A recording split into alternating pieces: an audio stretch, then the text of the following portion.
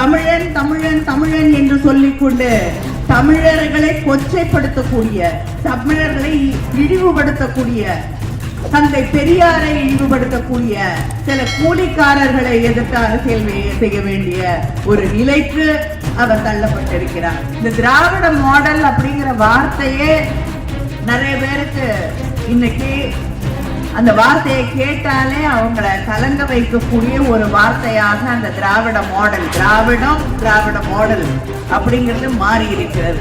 நான் தளபதியை நினைத்து வருத்தப்படுவது உண்டு. அவரை எதிர்த்து கிட்டத்தட்ட 50 ஆண்டு அரசியல் பாரம்பரியம் இருக்கக்கூடிய நம்முடைய முதலமைச்சர் அண்ணன் தளபதி அவர்கள், கழகத்தின் தலைவர் அண்ணன் தளபதி அவர்கள், அவருக்கு ஒரு நல்ல எதிரி கிடைச்சிருக்கு. அது கூட இல்லை, பேர் சொல்லக்கூடிய ஒரு எதிரி கூட அவர் கண்ணுக்கு தெரியாத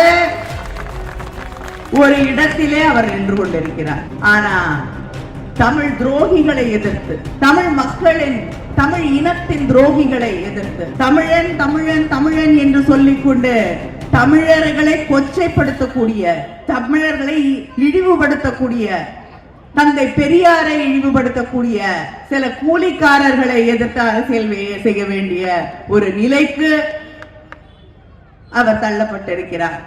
அதனாலதான் ஒருவேளை பொழுது போடும் அப்படிங்கிறதுக்காக ஒரு கவர்னரை கொண்டு வந்து வச்சிருக்காங்க. அவரும் இல்லைன்னா எல்லாருக்கும் போர் அடிக்கும் இல்லையா? அவர் கவர்னர் மாதிரி இல்ல, ஆளுநர் மாதிரி இல்ல, நல்ல அரசியல்வாதி போல ஒரு எதிர்கட்சி இல்ல இருக்கக்கூடிய ஒருவர் எப்படி செயல்பட வேண்டுமோ அப்படி செயல்பட்டு கொண்டிருக்கிறார்.